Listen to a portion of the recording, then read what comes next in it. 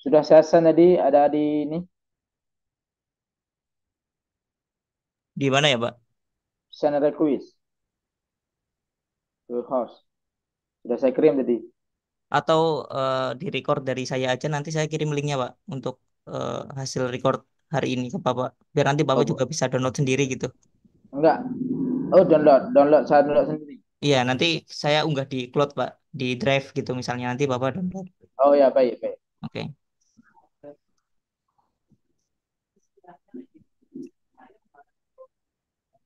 Oke, Pak. Sudah saya rekam ya, Pak. Bismillahirrahmanirrahim. Assalamualaikum warahmatullahi wabarakatuh. Waalaikumsalam warahmatullahi wabarakatuh. Selamat siang, Pak Muhazir. Dan selamat siang juga kepada kawan-kawan WI semuanya yang kali ini menonton talk show episode 21 yang bertema Qawaid Fikih untuk pemula. Jadi Qawaid Fikih ini sebenarnya tema yang kita hari ini angkat itu diambil dari bukunya Pak Muhazir yang berjudul Qawaid Fikih. Seperti ini bukunya, tidak kelihatan ntar. Nah, Pak Muhasir ini merupakan narasumber kita pada siang hari ini, pada Sabtu kali ini ya, pada kesempatan kali ini, karena eh, dari hasil riset kita ya, Pak Muhasir memenuhi kriteria untuk kita undang sebagai narasumber di sini. Terus saya akan bacakan sedikit daftar riwayat hidup dari Pak Muhasir. Nama lengkapnya yaitu Tengku Muhasir Budiman, SSMAG. Tempat tanggal lahir di Cotcuk, Cotcut, tanggal 16 Juli 1986. Terus pekerjaan sebagai dosen STIS NU Aceh dan pendidikan terakhirnya S2 Fikih Modern Pasca Sarjana dari UIN Araniri Banda Aceh. Terus agama Islam, dan bagi teman-teman yang mau menghubungi Pak Muhasir secara eh, lewat email ya, kami share juga ini informasi mengenai email beliau yaitu muhasir86@gmail.com. Muhasir 86 ya, setnya 2. Terus beliau menempuh pendidikan S1-nya di IAIN Araniri, untuk S2-nya di Pascasarjana pas udah jadi UIN Araniri. Dan S1-nya pada tahun 2011 tamatnya, lalu pada Pascasarjana atau S2-nya tamat pada tahun 2018. Terus riwayat pendidikan informalnya juga ada banyak, yaitu eh, yang pertama ada Dayah Ruhul Atik Al-Waliyah tahun 2007 sampai dengan tahun 2010. Terus yang kedua ada Dayah Rodotul Hikmah Al-Waliyah tahun 2010 sampai dengan 2018. Dan ada banyak lagi pendidikan informal beliau yang mana ini berkaitan juga dengan kapasitas keilmuan beliau sebagai ahli fikih. Jadi ada kaitannya secara langsung ya, bahwa pendidikan agama dengan apa yang beliau tulis di penerbit WI. Terus riwayat pekerjaan di sini ada banyak juga, yaitu pernah mengajar di SMA Darus Zahidin. Terus mengajar juga dulu pernah di Dinia dan Dinia di SMA Negeri 5, SMK 3 dan SMA Negeri 9 Banda Aceh pada tahun 2014 sampai 16. Terus mengajar di pesantren Tahfidz di Pahang, Malaysia, dan sekarang mengajar di UIN Araniri tahun 2018 sampai dengan sekarang ya. Jadi sekarang masih mengajar ya Pak di UIN Araniri ya Pak. Iya, masih. Mm. Dan juga beliau menjadi narasumber tetap di Radio Republik Indonesia tahun 2019. Nah, terus pengalaman organisasi sebagai Dewan Pengurus Pusat Ikatan Sarjana Alumni Daya tahun 2018 sampai dengan sekarang, dan juga Dewan Pengurus Wilayah Ikatan Pesantren Indonesia tahun 2018 sampai dengan sekarang. Itu mungkin sebagian informasi yang kami dapat mengenai Pak Muhasir, dan Alhamdulillah Pak Muhasir bisa membersami kita kali ini dalam talk show di episode 21 dengan tema Qawaid Fiqhiyah untuk pemula. Sebelum melangkah kepada tema Pak, pembahasannya, sekarang masih aktif ngajar di STISNU Pak, di Stisnu. Iya, iya, Stisnu. Di fakultas apa Pak kalau boleh tahu? Di Stisnu itu belum ada fakultas, masih Oh gitu. dua jurusan, masih dua prodi. Prodi HES, ya. Prodi Hmm, HES dan Prodi HK juga ada mengajar. HES dan HK. oke. Belum ada fakultas karena masih STIS. Hmm. Dan Bapak ngajar di matkul fikih atau matkul apa Pak namanya di Ya, situ? mata kuliah Qama'i Fikih, mata kuliah Usul Fikih, mata kuliah Fikih Muqarran yang berkaitan dengan hukum-hukum Islam. Hmm. Nah, Oke, terus eh, kalau sampai detik ini Bapak masih aktif menulis nggak Pak? masih. Iya, selain di Kemarin saya baru siap satu lagi tulisan 100 masalah agama. Jadi ada 100 permasalahan agama saya kumpulkan dan sudah saya jadikan buku sekitar tebalnya 350 halaman. Jadi itu belum saya terbitkan. Kemudian oke. ada satu lagi yang keempat, buku metode ijtihad yang benar. Nah, itu konversi dari tesis saya sebenarnya, tapi sudah saya jadikan buku. Dan itu belum juga saya terbitkan. Nah, saya masih memang sedang menulis, masih menulis. Nah, produktif sekali ya Pak. Dan Ya, tema-temanya insya Allah semoga. ya, dan temanya selalu istiqomah di bidang fikih atau ada yang lainnya Pak? Ya, saya sebenarnya fokus bidang fikih, bidang hukum Islam. Tapi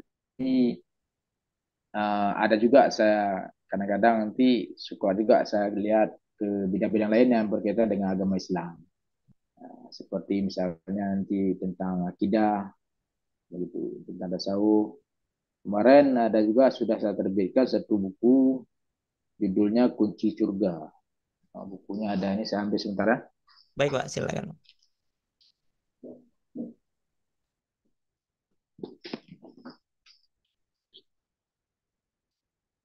Nah, ini bukunya Kunci Surga.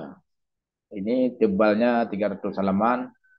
Uh, ini buku saya terjemah dari kitab 8, kitab Jam'ul Jawami Al-Musannifat. Kitab itu dikumpulkan 8 kitab menjadi satu kitab. Semuanya kitab itu karya ulama Aceh.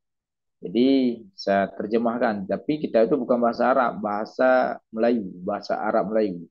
Saya terjemahkan ke bahasa Indonesia yang baku, yang mudah dipahami oleh orang lain dengan tujuan semoga manfaat kita itu lebih luas. Nah, di sini Amin, amin. ini salah satu contoh saya bilang uh, karya saya yang bukan berkaitan dengan hukum Islam tapi bidang agama, tasawuf Hmm. dan akidah. Baik Pak. Wah, ternyata ada kekayaan arsip sejarah ataupun keagamaan di Aceh sendiri ya Pak, sehingga memang perlu diterjemahkan Hmm, untuk dibaca khalayak umum. ya memang kitab itu memang salah satu bukan salah satu memang sumber rujukan ilmu orang masyarakat Aceh dahulu. Sekarang mungkin karena perkembangan zaman sudah mulai juga masuk kitab-kitab lain yang diajarkan di majelis-majelis taklim, di masjid-masjid, di musola-musola. Dulu itu memang untuk majelis-majelis taklim itu para ustadz mengajarnya memang kitab Jam'ul yang saya terjemahkan ini Jam'ul Jawami Musannifat. Uh, Memang kita itu ini memang sumber ilmu masyarakat. Maka saya terjemahkan supaya manfaat kita itu karena orang sekarang sudah banyak tidak bisa lagi baca bahasa Jawi. Arab Jawi itu sudah banyak tidak bisa lagi anak-anak pemuda-pemuda sekarang tidak bisa lagi baca. Sudah banyak tidak bisa baca Arab Jawi. Jadi saya terjemahkan bahasa Indonesia tujuan saya supaya manfaat kita itu lebih luas. Nah, seperti itu. Oke, selain produktif nulis buku ini Pak, sebenarnya Bapak juga sering nulis artikel nggak sih Pak di Ada media? artikel artikel saya tulis misalnya seperti opini nanti di ke media cetak Serambi Indonesia. Ada juga yang secara online, ada juga di web seperti web peci hitam bisa nanti dibuka di Google peci hitam Muhajir Beriman peci hitam itu di situ ada lebih kurang 100 opini 100 artikel saya tulis. Ya, ada. satu juga. Jurnal, itu jurnal juga ada, tapi juga belum banyak sekali ya. Karena kenapa saya masih belum banyak karya ilmiah, buku belum banyak, artikel belum banyak, karena saya dahulu sebelumnya itu sibuk dengan mengajar, fokus dengan mengajar dari pagi sampai malam saya mengajar. Pagi itu mengajar sekolah formal, malamnya itu mengajar pesantren, pesantren pendidikan non formal lah. Itu kadang-kadang sampai jam 12 malam baru tidur. Kalau di sini, kalau di Jakarta jam 12 malam itu sudah jam 1 malam. Nah, kalau di sini jam 12 malam itu baru tidur. Maka saya saat itu tidak sempat berkarya. Kemudian saya ambil sikap berhenti daripada mengajar, saya tinggalkan yang penting-penting saja, itu saya berkarya. Makanya karya saya masih belum banyak, ini masih sedikit. Tapi bisa dikatakan cukup banyak sih Pak kalau menurut saya. Ya Insya alhamdulillah ya Allah. Pak. Heeh. Terus ini Pak apa namanya yang saya baca tadi daftar riwayat hidupnya kan kalau nggak salah masih S2 ya Pak. Nah ini ada rencana untuk S3 nggak sih Pak? Ada rencana. Rencana tunggu beasiswa dulu kalau ada pengumuman beasiswa seperti beasiswa BIP nanti LPDP ya. LPDP katanya bulan 6 ini akan dibuka lagi tahap kedua. Nah, rencana saya ikut nanti beasiswa untuk S3. Masih ada sangat sangat rencana untuk lanjut S3. Baik Pak. Itu kalau boleh tahu mau di jurusan apa Pak? Tetap hukum Islam supaya linear ya. Nah, supaya linear saya tetap hukum Islam apa namanya ambil S3-nya. Memang S1 saya bukan hukum Islam, S1 saya sastra Arab. Sastra Arab, bahasa Arab, sastra Arab itu kajiannya syair-syair kuno. Nah, berkaitan dengan sastra lah, sastra Arab. Lebih tinggi sastra Arab daripada bahasa Arab.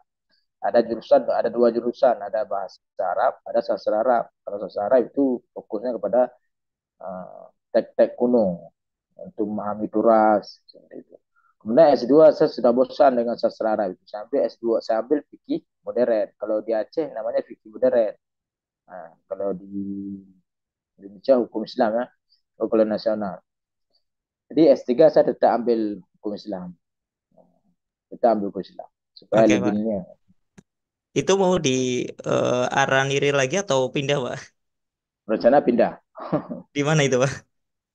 Belum tahu juga nih, nanti kita lihat di mana ada dibuka pilihannya. Kalau Oke. memang di luar tidak ada, ya terpaksa juga ambil di UIN nanti di luar negeri di Aceh. Nah, gitu. Tapi kayak ini ya Pak, maksudnya belum pernah keluar dari wilayah Aceh ya Pak? Kalau pendidikan tidak, tapi Ya. kalau jalan-jalan ke Malaysia sudah, karena seperti di riwayat pendidikan riwayat hidup tadi, saya pernah mengajar di Malaysia, nah, seperti itu. Pernah mengajar di Malaysia itu di Pahang, ada 2 kali saya datang ke Malaysia, seperti itu. Ke Jakarta kemarin juga ada acara PKDP untuk ambil dosen, sertifikasi dosen, seperti itu. Tapi kalau pendidikan tetap di Aceh. Dari SD sampai ke S2 saya di Aceh. Nah, Tapi itu justru yang menunjukkan salah satu apa namanya ya Pak? Kalau menurut saya tuh istiqomah itulah yang menimbulkan keilmuan Bapak kalau di wilayah lokal itu menjadi lebih kompeten gitu Pak. Karena ya memang Bapak betul. menguasai segala sesuatu yang bersifat lokal itu Pak. Ya, Ya. Oke Pak. Lanjut ke ini ya Pak. Kita beralih ke sesi tema teman-teman terkait dengan qawaid fikih ya untuk pemula. Nah, karena ini masih ada kata pemula, maka kita pembahasannya yang ringan-ringan aja gitu.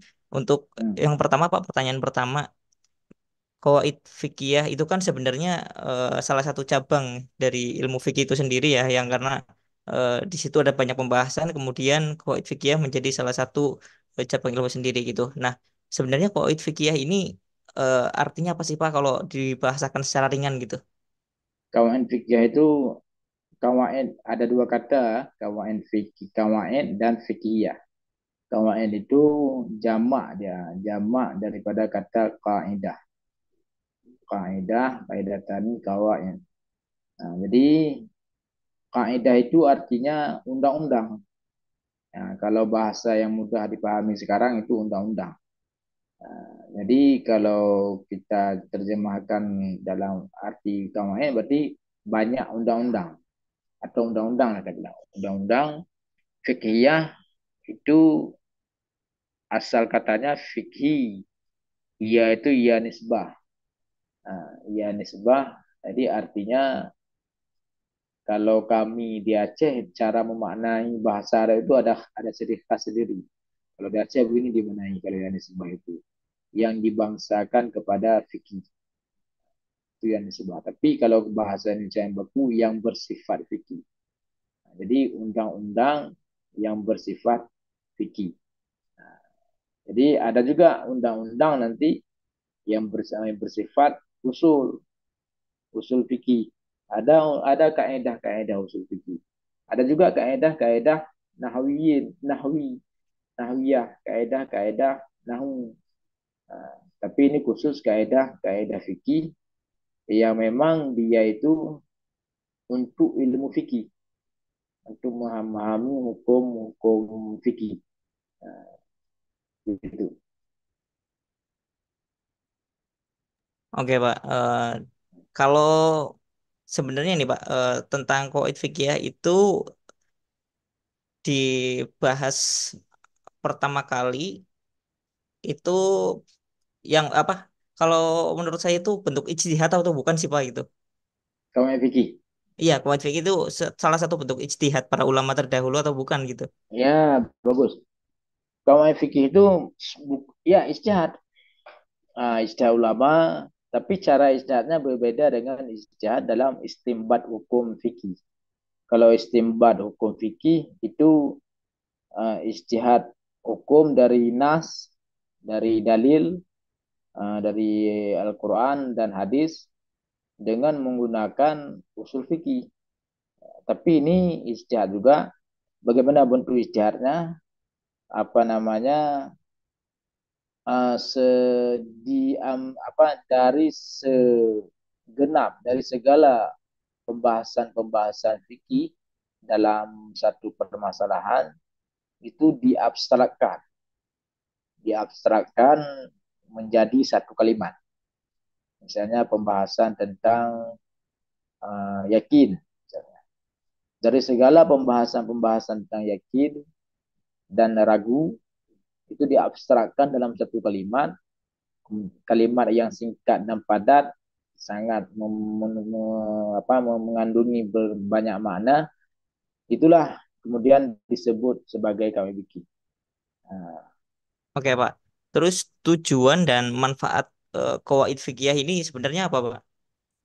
tujuannya untuk supaya pelajar-pelajar fikih, para pengkaji-pengkaji hukum Islam itu lebih mudah dalam merangkum fikih. Nah, itu tujuan manfaatnya.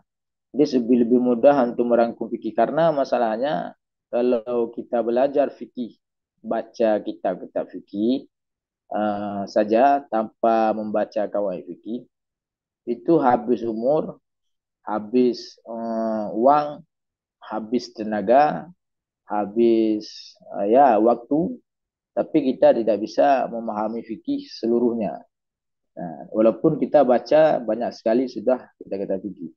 Sedangkan kitab fikih itu kan banyak sekali. Misalnya saja fikih dalam mazhab Syafi'i itu kitabnya banyak sekali. Banyak sekali kita fikih. Jadi kita tidak cukup waktu untuk kita baca semuanya. Kita tidak cukup umur untuk kita baca semuanya.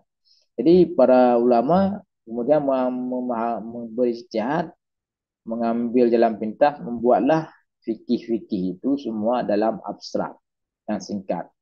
Kemudian abstrak kalimat-kalimat abstrak yang singkat itu disebut sebagai kawaid fikih. Nah, maka dengan kita belajar kawaid fikih, maka kita akan bisa memahami fikih dengan waktu yang singkat, dengan cara yang mudah, semua permasalahan fikih. Bisa kita pahami semua permasalahan fikih. Dan dia tidak banyak, kawaid fikih tidak banyak. Kalau saya bisa merangkumkannya dalam 3 tahap, dalam 3 item. Ada kawaid kuliah namanya, itu 5 kaedah. Dalam tiap-tiap kaedah itu ada sub kaedah. Sub kaedah itu tidak banyak. Yang biasa dalam satu kaedah itu ada cabang-cabangnya sekitar 3, 5, bisa paling banyak 5 atau 7. Ada itu 5 kaedah kawaid kuliah. Ada kawaid aghlabiyah. Itu ada 40 kaedah. Dari setiap kaedah itu juga ada cabang-cabang kaedahnya. Itu ada sekitar, ya seperti tadi, 3 cabang, 5 cabang, seperti itu. Nah, kemudian ada kaedah muhtalafiyah. Nah, muhtalafiyah itu ada 20 kaedah. Itu khusus, kaedah itu menyelesaikan permasalahan-permasalahan fikih yang khilafiyah. Nah, khusus menyelesaikan permasalahan fikih yang khilafiyah itu ada 20 kaedah. Jadi itu saja kaedah fikih, tidak banyak. Jadi kalau kita pahami kaedah tersebut dengan bagaimana cara memahami kaedah? Pertama, kita hafal kaedah fikih. Semuanya itu sekitar kita sebutlah ada 150 kaedah atau 200 kaedah. Kita hafal semua itu. Setelah kita hafal, kita beli buku-buku fikih, kawaid fikih, atau kita kawaid fikih. Kita pelajari satu persatu kaedah yang sudah kita hafal itu. Kita baca-baca dari kaidah pertama, baca-baca sampai kita pahami kaidah pertama itu. Kemudian sudah pahami kaidah pertama, baca tentang kaidah kedua. Itu cara memahami. Kemudian kita harus tahu apa namanya mustasnayat. Mustasnayat itu pengecualian dari kaidah-kaidah fikih itu. Itu harus kita tahu. Maka kita perlu juga mencatat apa namanya pengecualian dari kaidah itu. Kemudian setelah kita memahami misalnya apa namanya amsilah, apa contoh-contoh fikih yang masuk dalam kaidah itu, harus kita tahu semua. Ruang lingkupnya sebesar mana itu harus kita tahu semua. Dalam masalah fikih apa saja yang masuk di situ. Itu sudah sebenarnya untuk memahami, untuk seorang pelajar fikih, untuk agar dia lebih menguasai fikih itu cukup belajar kawaid fikih dan usul fikih saja. Dia dalami usul fikih itu sampai habis, dia dalami kawaid fikih sampai habis, lalu dia beli satu kitab, misal dia dalami mazhab Syafi'i. Beli kitab satu, misalnya kita dalam macam itu kitab Matan Minhaj. Nah, kalau dalam syarahnya itu Tanzur Raghibin. Kalau di Aceh disebut itu kitab Mahali. Ma'rufnya terkenal itu kitab Mahali. Karena kenapa disebut Mahali? Karena penulisnya nama di ujungnya Mahali. Jadi di itu dipelajari untuk furuk fikih ya. Untuk furuk fikih, untuk fikih belajar kita itu kita ulang-ulang. Kemudian kita dalami kawaid fikih dan usul fikih. Itu kita sudah menguasai fikih. Nah, seperti itu. Itu tujuan belajar kawaid fikih. Oke. Eh, saya kira untuk memahami kaidah fikih itu bisa dengan hanya membaca bukunya Pemuhajir aja. Tapi ternyata ada banyak sekali cabang dan subcabang yang belum dibahas lebih lanjut ya Pak di buku Bapak gitu. Karena Ya, buku saya ya ini belum habis saya bahas kawaid fikih. Kalau saya tulis semua kawaid fikih itu berjilid. Bisa betul jadi dua Pak. jilid, bisa jadi 2 jilid tebal nanti. Satu jilidnya tebalnya kadang nanti 400 halaman. Ini masih saya tulis hanya untuk uh, buku ajar. Sebenarnya saya tulis ini untuk buku ajar mata kuliah kami fikih karena saya mengasuh mata kuliah kami fikih. Saya tulis buku ajarnya. Nah, ini untuk buku ajar kami fikih itu ada 16 kali pertemuan dalam mata kuliah. Ya, berarti 16 kali pertemuan. Pertemuan pertama pengantar fikih, pertemuan kedua itu mungkin ada sekitar 13 kaedah saya bahas. Sedangkan kaedah seperti yang katakan tadi ada lebih kurang 200 kaedah. Ini saya bahas masih 13 kaedah. Maka tipis buku ini ya. Ini buku ini belum, saya jujur saya katakan belum bisa belum cukup untuk bisa kita pahami kami fikih. Ya, masih di tahap dasar lah ya Pak. Masih tahap dasar. Dan apa namanya, bagi teman-teman WI atau sahabat-sahabat WI nih, kalau ada yang mau belajar fikih ya itu sarannya Pak Muhajir tadi, belajar Qawaid fikih ya itu bisa menjadi jalan pintas untuk memahami fikih secara lebih mendalam nantinya gitu. Cuman memang butuh proses yang mendalam dan cukup lama ya Pak sebenarnya untuk memahami Ya, semua itu, hmm, apalagi hafal gitu. ya, Ya Pak. Beralih ke pertanyaan berikutnya ini Pak. ya, Oh ya tadi kan Bapak menjelaskan dan juga ada di bukunya memang Pak, terkait dengan fikih dari madhab A sampai D gitu, misalnya madhabnya Imam Syafi'i ataupun madhab, Abu Hanifah dan yang lainnya gitu. Nah sebenarnya poin fikih ini bisa digunakan nggak sih oleh orang-orang yang non madhab gitu Pak? Karena yang saya tahu gitu, pembahasan fikih yang lebih mendalam hanya di apa orang-orang yang mengikuti madhab aja gitu. Itu gimana Pak pendapatnya Pak? ya, orang non mazhab ah. Ada memang orang non mazhab, tapi dalam koridor fikih, dalam dunia fikih, itu yang non mazhab itu tidak diakui fikih. Bukan, itu tidak masuk dalam konteks ilmu fikih. Yang namanya ilmu fikih itu dia harus bermazhab. Kenapa? Karena fikih itu masa idul khilafiyah, masa idul khilaf. Yang disebut fikih adalah masa il khilaf, masalah-masalah perbedaan pendapat. Kalau masalah kalau masalah-masalah ijma yang sudah disepakati itu bukan fikih lagi, tidak sebut fikih. Walaupun ada dibahas dalam kitab fikih. Makanya karena fikih itu masalah perbedaan pendapat, maka dia harus ada mazhab. Kenapa? Karena kepala nalar mustahid itu berbeda-beda. Mustahid A dengan mustahid B itu nalarnya berbeda dalam memahami suatu hukum fikih dari nas. Maka hasilnya pun nanti berbeda. Kalau masalah khilaf, hasil berbeda. Ketika berbeda hasil, maka dia sudah ada mazhab. Mazhab A dan mazhab B. Ketika mazhab itu di pemikiran tadi itu, pendapat tadi itu diikuti dan ditulis, dia sudah mazhab itu sudah dikodifikasi, sudah menjadi mazhab, sudah utuh sampai sekarang seperti mazhab Syafi'i, Hanafi, Maliki, dan Hambali. Ah, itu dia. Maka untuk non mazhab, mereka memang aneh. Nah, ya aneh mereka. Kenapa aneh? Mereka itu keluar dari mazhab fikih dan membuat mazhab sendiri. Nah, mereka buat mazhab sendiri. Namanya apa? Mazhab non mazhab berarti tidak ada mazhab itu. Jadi sebenarnya mereka itu bermazhab juga, tapi tidak mau ikut kepada mazhab orang lain, buat mazhab sendiri.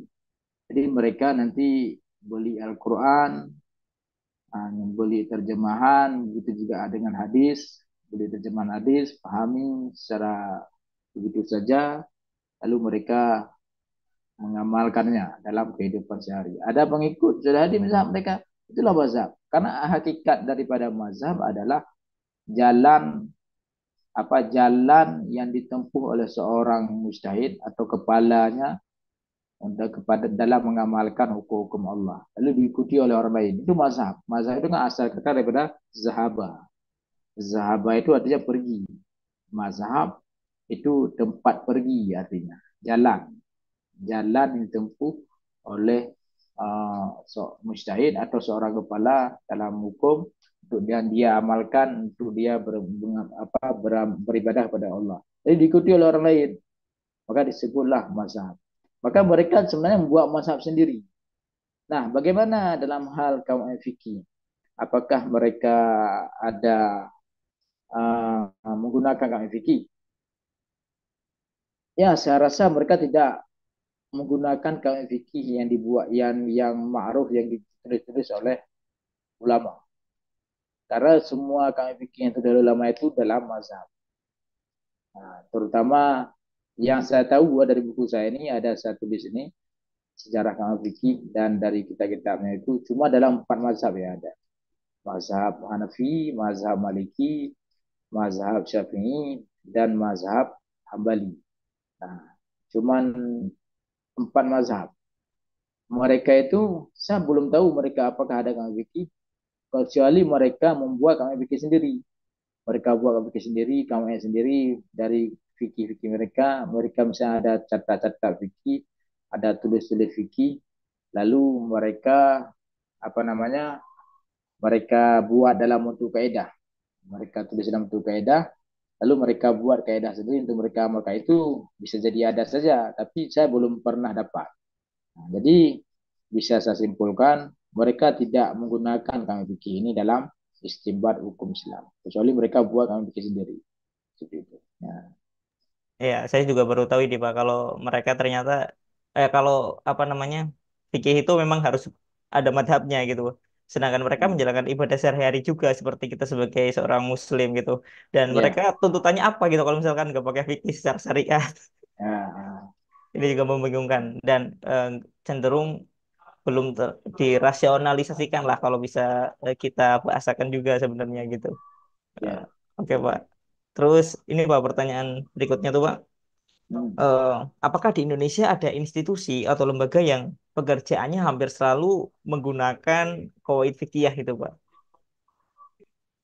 Ya, ya memang bahasanya kami fikih ya. Ada. Saya pernah lihat-lihat itu di apa namanya ketika saya cari-cari beasiswa itu saya pernah dapat jurusan kami fikih. Ada jurusan kami fikih. Tapi kalau di Indonesia saya belum tahu juga apakah ada jurusan khusus yang bahas di suatu instansi atau kuliah atau universitas yang khusus nama jurusannya kami fikih. Saya belum tahu itu karena tidak ada ya. Yang ada usul fikih. Usul fikih pun jarang. Yang ada apa hukum Islam. Hukum Islam. Tapi kalau fikih tidak ada. Tapi walaupun demikian, kalau fikih ini sudah menjadi satu cabang ilmu pengetahuan. Dia sudah menjadi satu cabang ilmu pengetahuan. Uh, uh, sudah sangat populer kalau fikih ini di dunia fikih, di dunia ilmu. Makanya kalau belajar di kuliah Universitas Islam itu pasti ada MK kalau fikih. Walaupun jurusannya itu bukan hukum Islam. Dari S1 sampai S2, S3. Pasti ada mata kuliah kalau fikih. Nah, nanti bermacam corak. Ada kami fikih dalam munakahat, ada kami fikih dalam ibadat, seperti itu. Nah, pasti ada belajar. Karena memang kenapa? Karena memang mata kuliah KW ini sudah menjadi satu cabang ilmu pengetahuan. Ya. Sudah sangat populer, sudah sangat diakui. Sama populernya itu, martabatnya itu seperti ilmu usul fikih. Nah, seperti itu. Oke. Eh, Kalau yang saya lihat ya Pak, beberapa pembahasan ya khususnya di Pulau Jawa gitu Pak. Ya. Itu di NU itu kan emang ada halakoh sendiri Pak, namanya Basul Masail yang Hmm. mana mereka juga menggunakan biasanya kaidah-kaidah fikih tentunya. Ya. Terus selain itu MUI, Pak. Itu Ya. mereka itu kalau mengeluarkan fatwa itu berdasarkan kaidah fikih nggak sih sebenarnya itu, Pak? MUI ya. Ya, berdasarkan ada fikih. Ya, dalam bahasul-bahasul masail di NU, di MUI, kalau di Aceh juga ada NU itu dalam bahasa masail. Kalau di Aceh muzakarah ulama di pesantren-pesantren itu ada menggunakan KWBK. Karena kenapa mereka gunakan KWBK? Karena KWBK itu memang suatu yang tidak boleh tidak digunakan ketika membahas permasalahan-permasalahan hukum Islam. Adalah bahasul masail tentang hukum Islam, suatu hukum permasalahan fikih. Itu pasti digunakan oleh fikih. Dan pasti juga digunakan usul fikih. Nah, sama dia, pasti digunakan. Karena memang kalau fikih ini sangat dibutuhkan dalam apa namanya membahas masalah-masalah fikih, sangat dibutuhkan, sangat perlu. Nah, seperti itu. Oke, eh, biar teman-teman WI tahu juga nih Pak, biar sahabat-sahabat WI tahu tentang gimana penerapan qawaid fikih dalam satu hukum. Misalnya kaidah pertama aja Pak. Misalnya kaidah pertama itu kan tentang niat kalau nggak salah ya Pak. Nah, Ya, itu cara penerapan ilmu qawaid fikih di situ itu di mananya gitu Pak. Silakan diberi contoh ya. maksudnya Pak. Kaidah pertama itu apa nama kaidahnya? Al yaqinu Eh, la al al al umuri umuru bima bima qasidiha ya. al umuru bimaqasidiha. Iya. Nah, itu memang kaidah tentang niat. Nah, jadi karena permasalahan-permasalahan ibadat itu kebanyakannya itu sama dengan adat, sama dengan permasalahan-permasalahan adat, seperti misalnya berwudu. Nah, itu berwudu ketika kita membasuh wajah. Ada orang juga membasuh wajah karena baru pulang dari bertani. Dia panas, kena terik matahari, atau wajahnya berkeringat, lalu dia basuh di kolam di kulah untuk membersihkan wajahnya. Itu tidak ada niat apa-apa. Dengan niat dia membersihkan wajah atau dia niat berdingin-dingin agar dia hilang panas. Nah, ada juga itu kan sama dengan wudhu. Itu adat, adat kebiasaan manusia. Itu sama dengan wudhu. Wudhunya adalah membasuh wajah juga. Nah, maka untuk membedakan perbuatan ibadat seperti wudhu tadi dengan adat yang seperti orang membasuh wajah untuk berdingin-dingin tadi, itu dengan niat. Nah, harus ada niat. Maka pasang niat di hati, baru itu suatu ibadah ada pahala, baru sah. Nah, maka dalam ada hadis kan, innama a'malu bin niat. Sesungguhnya hanya saja segala amalan ibadah itu dengan niat. Kan ada juga ayat wa ma umiru illa liya'budullah mukhlishina lahuddin. Tidaklah kalian diperintah kecuali untuk beribadah kepada Allah dalam keadaan mukhlisin. Mukhlisin itu ada niat hati, ikhlas. Niat itu ikhlas. Maka dari situ keluarlah kaidah fikih. Diabstraklah dalam satu kalimat seperti yang saya katakan tadi, diabstrakkan dalam satu kalimat yang disebut dengan yang menjadi kaidah fikih, yaitu al-umuru bimaqasidiha. Segala perkara ibadat itu dengan ada dengan maksud-maksudnya. Maksud itu dengan ada niatnya. Nah, itu contoh apa namanya? Aplikasi salah satu kaidah fikih. Nah, itu kaidah umuru bil maqasidiyah itu sangat luas pembahasannya. Semua permasalahan-permasalahan ibadah yang butuh yang sama dengan adat itu perlu kepada kaidah itu. Masuk dalam kaidah itu. Oke, sebenarnya karena banyak bahasan juga di dalam kaidah yang pertama itu, Pak. Dan Hmm. salah satunya mungkin pelafaz dan niat. Itu gimana, Pak? Apanya? Lafaz niat. Ya, apakah perlu dilafatkan, Niat diucapkan gitu? ya. Niat lafazkannya itu sebenarnya hukum melafazkannya itu sunat. Ya sunat tidak wajib. Yang wajib niat. Niat di hati. Di mana niat di hati. Nah, yang lafaz di mulut itu sunat. Untuk apa? Agar terlatih hati uh, untuk berniat. Nah, tapi uh, ada juga pembahasan. Saya kemarin ada juga tulis satu artikel tentang cara niat yang benar. Saya pernah menemukannya apa kepentingan melafalkan niat. Kepentingan melafalkan niat itu dari hasil penelitian saya. Itu sangat penting dalam suatu ibadah. Sangat penting. Karena yang dimaksud dengan niat itu adalah kasat hati kita. Kasat hati kita terhadap ibadat yang sedang kita kerjakan. Apa saja yang dikasarkan itu, yaitu kasat namanya, taharat namanya, dan ta'yin. Nah, satu ibadah harus terlibat tiga pembahasan, tiga hal tadi. Kalau dalam salat, kasa itu sali. Ta'arud itu namanya fardu. Usalli farda. Ta'yin duhri. Misalnya kalau kita ambil contoh salat zuhur. Usalli farda duhri. Itu niat. Itu sudah cukup niat. Sudah masuk tiga hal tadi. Yang depan itu fardu duhri arba'a raka'atin itu sunat disebutkan. Kalau tidak disebutkan sudah sah. Nah, maka cara berniat hati adalah hati kita itu mengumpulkan tiga hal tadi secara dalam waktu yang sekilas, sepintas, itu sudah cukup. Caranya bagaimana? Agar bisa kita lafadzkan di niat, di mulut, lalu kita pahami lafaz yang kita baca di mulut itu, takbir terus. Ketika takbir, hati kita mengkasatkan yang kita lafadzkan tadi itu yang sudah kita pahami itu. Nah, jadi melafatkannya itu penting, sangat penting dalam suatu ibadat yang ada niat untuk melatih hati agar bisa mudah untuk bisa memasang niat.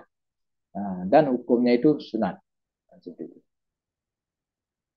Oke, Pak. Terus saya pikir-pikir gitu ya, Pak. Setelah baca sekilas dari buku Bapak gitu, Pak Fikih itu, saya mempunyai satu kasus, Pak. Jadi tentang air wudhu. Jadi Hmm, air wudhu ini kadangkala disimpan di toren dulu, baru kemudian dialirkan ke keran gitu kan, Pak. Dan hmm, toren ini kadangkala ada yang berbentuk plastik, maksudnya yang dari bahan plastik, ada pula yang jadi bahan besi. Nah, hmm, eh, jika itu bahan besi, misalnya ada karat gitu di dalamnya, kan kita juga nggak tahu ya, karena kadangkala banyak orang yang tidak rajin untuk membersihkan toren tersebut gitu, sehingga ketika hmm, kena panas dan segala macam gitu, airnya juga ikut panas atau ikut hmm, dingin gitu. Nah, ketika air itu untuk wudhu, kan sebenarnya nantinya ada mudorot. Misalnya jika masuk ke mulut sebagai kumur-kumur, itu pas kumur-kumur kan akhirnya kena mulut dan hmm, ada indikasi tertentu dari ilmu kesehatan misalnya agar menghindari beberapa air yang untuk dimasukkan ke dalam mulut gitulah dan itu yang saya lihat bisa masuknya ke kaidah yang kedua atau kaidah yang keempat, Pak. Kalau kaidah kedua kan sesuatu yang sudah yakin tidak dapat dihapuskan oleh keraguan. Sedangkan kaidah keempatnya adalah semua bentuk kemudorotan harus dihapuskan. Nah, kalau misalkan itu mudorot, berarti kan air itu harus ditinggalkan misalnya gitu. Sedangkan atau kita memakai kaidah yang kedua yang berbunyi sesuatu yang sudah yakin tidak dapat dihapuskan oleh keraguan. Jadi karena keyakinan awalnya air itu dari sumur misalnya gitu maka ya karena asalnya udah bersih dan segala macam sehingga ya yakin aja jangan tanpa ada keraguan gitu. Itu gimana, Pak? Ya, kalau menurut saya itu masuk ke kaidah keempat. Ad-dararu yuzah. Kaidah kemudaratan itu dihilang. Memang ada dalam istilah fikih namanya air musyammas. Air musyammas, air yang kena panas dari matahari. Tadi itu kena matahari juga. Ada tempat-tempat yang disimpan dalam drum, kemudian dialiri ke keran, kemudian drum itu kena panas matahari sehingga air itu sangat panas. Dan keran itu juga ada keratan, itu bisa mendaratkan. Tapi kalau kita lihat dalam kita fikih, bukan seperti itu contoh air musyammas. Air musyammas itu air yang dimasukkan dalam bejana besi, bejana besi, lalu dia langsung kena matahari. Tidak duduk kena matahari langsung, sehingga keratan zat-zat besi itu atau keratan-keratan itu dia naik ke atas ke permukaan air. Nah, ketika kita berwudu, maka zat-zat besi itu lengket di kulit kita, maka bisa kena penyakit pada kulit kita. Nah, itu dalam ilmu kesehatan tidak baik. Maka itu air musyammas itu dia tetap bisa pakai. Nah, dalam fikih. Cuma hukum pakainya makruh. Makruh itu bukan larangan. Kalau yang larangan itu haram. Makruh itu tidak baik artinya. Kalau kita pakai tidak baik. Nah, jadi kalau bisa garis bawahi, air musyammas itu bisa digunakan untuk berwudu. Tidak ada permasalahan. Nah, karena dia memang hukumnya makruh, tidak ada perbedaan, dan makruh itu bukan larangan, tapi sesuatu yang tidak baik dalam agama. Maka seperti contoh yang Anda sebutkan tadi itu masuk dalam kategori air musamas. Tidak apa-apa. Misalnya kita datang ke masjid siang hari untuk salat zuhur, pas kita wudhu air panas sekali. Ya tidak apa-apa, kan tidak haram. Langsung wudhu daripada tidak ada wudhu. Misalnya kita cari tempat lain tidak ada, yang ada cuma air panas itu. Ya, jawab apa? Wudhu terus. Dia itu apa namanya makruh hukumnya. Cuman kenapa makruh? Berarti uh, sebenarnya tidak masuk juga dalam kaidah adararu la yuzalu. Tidak masuk lagi kaidah itu. Dalam ayat kinu yuzalu tidak masuk karena kaidah adararu yuzalu itu yang haram. Yang haram-haram saja seperti kita bisa membahayakan nyawa. Membahayakan nyawa kalau kita tidak makan bangkai misalnya. Nah, misalnya kita tersasar di hutan. Nah, hutan itu bahaya sekali. Kalau kita masuk ke hutan itu, kalau tidak ada yang ahlinya, kita bisa sesat di hutan. Karena tidak bisa jalan lagi. Seperti itu. Kan sesat kita. Kita tidak bisa pulang lagi. Yang ada itu hanya bangkai lembu. Bila bangkai kan haram makan. Nah, maka kalau tidak makan kita mati. Itu boleh, saat itu boleh. Maka sekedar saja untuk menyelamatkan nyawa kita. Itu maksud adararu. Bahaya itu dihilangkan. Nah, seperti itu. Itu yang haram-haram maksudnya. Yang dapat merusak maqasidus syariah. Yang lima. Oke. Menyelamatkan jiwa, menyelamatkan harta, menyelamatkan agama, menyelamatkan keturunan, menyelamatkan nyawa. Nah, itu ada lima. Seperti itu. Oke. Ya, Pak. Jadi tahu dan sekalian ngaji sama Bapak. Gitu itu. Eh, saya juga baru mengaji soal air musyamas tadi Pak. Kalau ternyata ada hukum sendiri juga untuk tentang air gitu ya Pak. Memang Ya. dulu juga sempat ngaji di dunia Pak. Ada air yang suci mensucikan dan air yang Hmm. suci tidak mensucikan dan segala macam gitu. Tapi Hmm. saya udah lumayan agak lupa karena memang itu Ya. perinciannya banyak banget Pak. Oke, Ya. pertanyaan selanjutnya Pak ini. Ya. Eh, jadi kaidah fikih memang luas dan apakah keluasan kaidah fikih itu akhirnya ada pembahasan sendiri terkait dengan masalah politik, Pak. Misalnya cara cara memimpin atau kriteria pemimpin negara menurut mazhab Imam Syafi'i itu atau mazhab yang lainnya. Itu kaidah fikih mengatur itu juga nggak sih, Pak? Ada kawan fikih yang mengatur masalah masalah politik. Tapi saya belum pernah mengajar mata kuliah itu. Yang pernah saya mengajar mata kuliah kami fikih dalam munakahat, kami fikih dalam ibadat. Tapi ada mata kuliah, ada kami fikih dalam politik. Ada. Karena politik itu kan ada namanya fikih, fikih politik, fikih tata negara. Misalnya, fikih politik ya kita katakan. Kalau fikih politik itu bagaimana? Politik segala permasalahan yang berkaitan dengan politik itu ada hukumnya. Nah, ada hukumnya ini haram, ini makruh, ini wajib, ini sunat, nah, seperti itu. Ini apa namanya mubah. Jadi kalau ada fikih politik, maka ada kaidah fikih yang membahas masalah masalah politik. Nah, seperti itu. Ada. Seperti dalam kitab, kalau kita baca dalam kitab-kitab Sultan Ahkamiyah, itu khusus membahas masalah politik. Seperti itu. Oke, Pak. Karena saya juga pernah dengar gitu ya, Pak. Ada satu diskusi tentang eh, hal yang serupa gitu, Pak. Jadi di Indonesia itu kan kita kriteria pemimpin mayoritas di Indonesia itu kan merupakan Sunni ya Pak atau mazhab Imam Syafi'i Sunni gitu. Padahal dalam konteks di Timur Tengah itu dari salah satu ijtihadnya adalah pemimpin Sunni itu ya dari kalangan Quraisy gitu. Sehingga kalau di Indonesia, konteksnya Indonesia itu adalah habaib, Pak. Karena Hmm. masih keturunan dengan Quraisy gitu. Lalu apakah pernah di Indonesia itu ada presiden yang dari habaib? Kan itu belum ada. Dan sedangkan di samping itu Pak, aliran Mu'tazilah justru mereka mensyaratkan seperti yang adat di Indonesia kan memang yang penting Muslim ya dia bisa menjadi presiden katakanlah seperti itu secara hukum fikihnya Hmm. Pak. Tapi Hmm. Mu'tazilah berpendapat yang sama juga Pak ternyata. Jadi Mu'tazilah berpendapat bahwa siapapun pemimpinnya dari kaum apapun, yang penting dia itu dari kalangan Muslim gitu.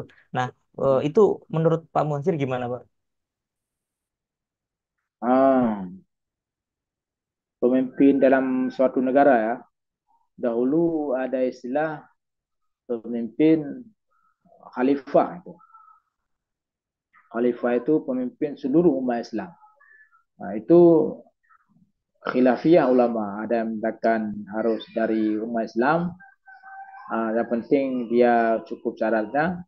Ada yang mengatakan harus dari keturunan Nabi Muhammad. Nah, seperti itu. Tapi sekarang tidak ada lagi sistem khilafah itu. Khilafah tidak ada lagi. Yang ada adalah sudah kita buat negara seperti misalnya negara Indonesia. Pemimpin itu kalau negara Islam, ya harus Islam. Kalau negara Islam harus orang Islam yang memimpin dan cukup syarat. Asal cukup syarat dalam yang telah ditetapkan untuk sebagai pemimpin. Ya. Tidak mesti harus dari keturunan Rasulullah Sallallahu Alaihi Wasallam. Nah, harus. Tapi kalau negara Indonesia itu tidak disyaratkan harus orang Islam. Karena apa? Negara Indonesia adalah negara perdamaian, negara kesepakatan. Itu negara majemuk, negara yang banyak banyak agama. Jadi kalau misalnya orang non Islam memimpin negara Indonesia cukup syarat yang ditetapkan di Indonesia bisa saja. Kalau itu khusus untuk Indonesia. Tapi dalam Islam harus orang Islam, tidak ada kesepakatan ulama fikih harus dari keturunan Rasulullah Sallallahu Alaihi Wasallam. Tidak ada yang saya paham, yang saya tahu. Tapi ada yang penting orang Islam cukup syarat seperti itu. Oke, berarti memang di Indonesia ada nilai kontekstualisasi fikih Ya, sendiri gitu ya, Pak. ada konteks sendiri. Betul. Ada konteks fikih. Makanya fikih itu dia berubah-ubah dia. Ada 4 item fikih yang harus kita pahami. Pertama, adat. Dengan berubah adat, berubah fikih. Nah, adat di Indonesia berbeda dengan adat di Timur Tengah. Adat di Nusantara ini berbeda dengan adat di Timur Tengah. Kondisi, dengan berubah kondisi, berubah fikih. Kondisi di Nusantara ini berbeda dengan kondisi di Timur Tengah. Ada namanya tempat. Tempat itu geografis. Nah, geografis di Nusantara itu berbeda dengan geografis di Timur Tengah. Ada namanya yang terakhir zaman, waktu. Zaman sekarang modern ini berbeda dengan zaman klasik, zaman dahulu. Itu dengan berubah yang baik itu maka itu makanya oleh karena itu mustahil itu yang zaman harus ada. Walaupun dia tidak membuat lagi mazhab sendiri. Nah, misalnya dalam mazhab sendiri misalnya itu harus ada selalu mustahid. Nah, mustahid yang menyelesaikan permasalahan, yang memperbaharui bukan menyelesaikan, yang memperbaharui dan menyelesaikan permasalahan fikih. Nah, karena 4 hal yang tadi itu, ya seperti itu. Nah, itu juga menjadi pertanyaan juga itu, Pak. Kalau Ya, misalkan dari setiap zaman harus ada eh, mujtahid misalnya gitu, Pak. Nah, untuk di zaman sekarang ini di Indonesia juga karena ada kontekstualisasi itu siapa yang berhak atau berwenang menjadi para mujtahid, Pak? di Indonesia, maksud orangnya, personnya, Betul, orang. Pak. Hmm. Atau lembaga lah gitu yang kira-kira memang sah sebagai salah satu fatwa misalnya fatwanya dianggap sah untuk diikuti oleh seluruh Kalau di masyarakat. Indonesia itu MUI. Nah, MUI kalau di Asia MPU. Nah, maka di Indonesia ada kan lembaga. Yang fatwa hukum kalau Indonesia itu MUI, Majelis Ulama Indonesia.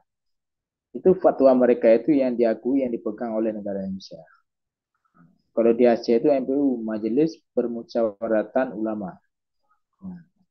Nah, itu kalau di Aceh apa fatwa MPU yang diakui. Walaupun ada orang-orang ulama sendiri-sendiri nanti fatwa hukum, itu tidak diakui kecuali kalau di Indonesia itu NU. Fatwa NU itu di tapi tidak legal juga, masih ilegal. Nah, walaupun diakui oleh masyarakat Islam, tapi masih ilegal, tidak legal. Itu juga dengan Muhammadiyah. Setidaknya bisa jadi sebagai rujukan bagi MUI atau NPU. Nah, seperti itu. Seperti itu. Nah itu Pak, karena saya Hmm. juga masih bingung juga ada misalnya ada standarisasi sendiri-sendiri Pak. Hmm. Katakanlah fatwa MUI mengatakan A dan di NU dan Muhammadiyah misalnya justru berlainan atau mereka B Hmm. gitu kan. Ya. MUI A terus Muhammadiyah dan NU B gitu. Dan Hmm. itu sebagai masyarakat yang hanya ngikut-ngikut saja kadang-kala gitu kan, yang serba taklid lah gitu. Nah Hmm. ini kita mau ngikut ke MUI atau ke ormas gitu Pak. Hmm. Itu sebenarnya kalau dilihat keabsahan dari segi negara memang iya itu lewat MUI-nya. MUI. Ya. Cuman dari kalangan para fanatis NU atau Muhammadiyah sendiri itu jelas kebingungan untuk menanggapi hal ini Pak. Ya. Ya, seperti itu. Memang ada masyarakat yang ikut kepada NU, ada yang ikut kepada Muhammadiyah, ormas ya. Tapi itu tidak ilegal bagi negara. Yang legal adalah MUI. Nah, seperti yang Anda katakan tadi itu kan. Nah, oke, ada Iya lagi? Pak. Ini Pak pertanyaan Hmm. terakhir mungkin Pak. Hmm. Jadi kan Bapak sudah menerbitkan buku Qawaid Fiqhiyah di Hmm. penerbit kami ya Pak di Wawasan Ilmu. Nah, Ya, kesan Bapak terkait dengan penerbit Wawasan Ilmu itu apa Pak? kesan saya di penerbit wawasan ilmu itu yang pertama royaltinya itu besar. Nah, royaltinya itu 12% setengah. Nah, kalau di tempat lain itu 10%.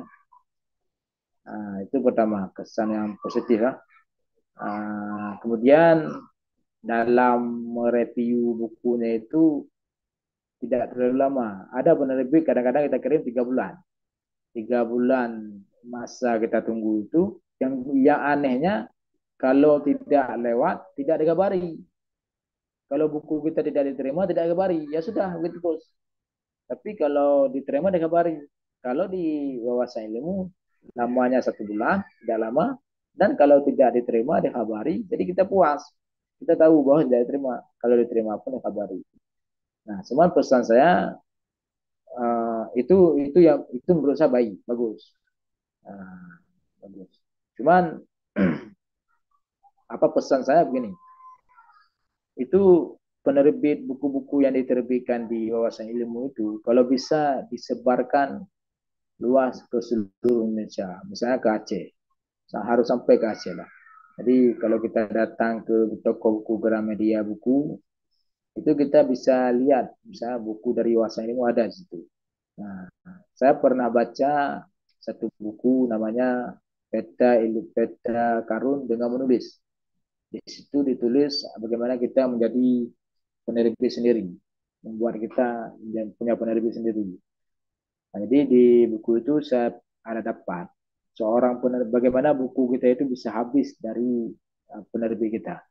Itu kita kasih ke agen-agen buku, itu mereka kita jualkan. Misalnya kita cetak buku 1.000 buku. Buku kita itu kita jual ke mereka. Mereka beli dari kita, lalu mereka jual lagi, pasarkan mereka ke pasar-pasar. Bahkan kalau dari Jawa sampai ke Aceh. Nah, seperti itu. Itu saran saya, pesan saya.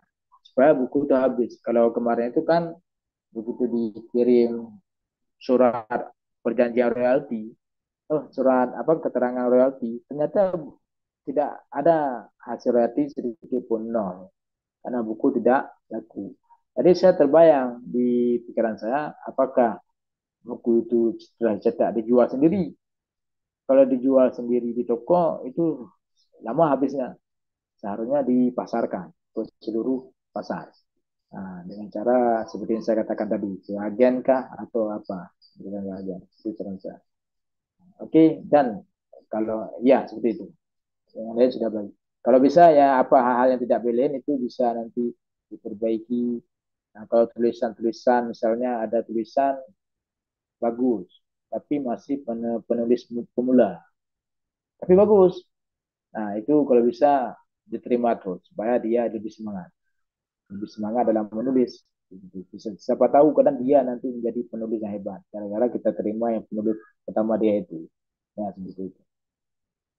Oke, wah, terima kasih banyak Pak masukannya Ya, juga dan ya. itu merupakan saran dan masukan yang bermanfaat buat buat kita juga dan karena memang kita pemasaran sekarang lagi mengembangkan lagi Pak karena kemarin sempat ada eh, karyawan tim marketing yang silih berganti gitu sehingga saat ini kami sedang membangun sistem untuk promosi yang lebih baik lagi termasuk Hmm. sebenarnya kami juga menjual e-book dan bekerja sama dengan Gramedia Digital Pak jadi Hmm. mungkin nanti Bapak bisa cek sendiri kalau Hmm. misalkan ada waktu gitu ya Pak Ya, suatu waktu di Gramedia Digital itu apakah buku Bapak sudah muncul di situ atau belum gitu dan baik. kita Hmm. juga intinya masih dalam Oh, sudah masuk buku saya di ya Gamadia. Nah, kemarin saya alhamdulillah. lihat ada di Google lah.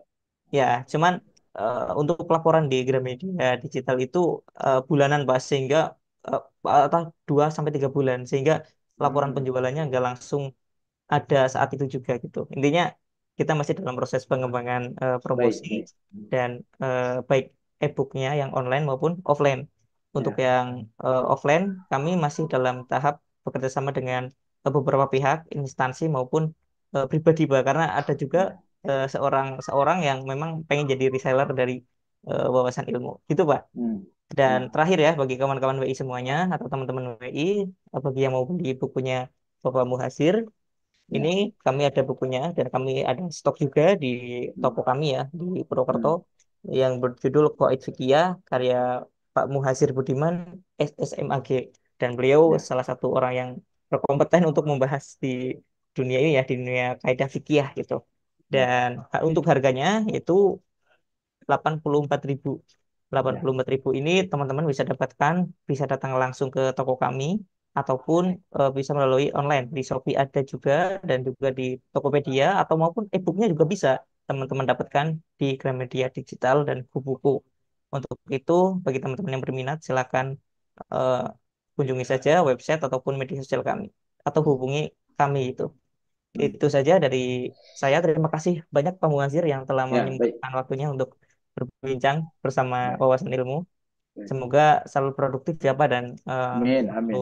sukses ke depannya terkait dengan Amin. akademiknya gitu. Apalagi tadi Amin. mau S3 gitu ya Pak. Ya, insya Allah. Amin. Ya, baik. Terima kasih kepada kawan-kawan WI juga yang telah bergabung bersama kami. Sekian dari kami. Wallahul muwaffiq ila aqwamit thoriq. Assalamualaikum warahmatullahi wabarakatuh. Waalaikumsalam warahmatullahi wabarakatuh. Nanti saya bagikan ya Pak linknya. Baik.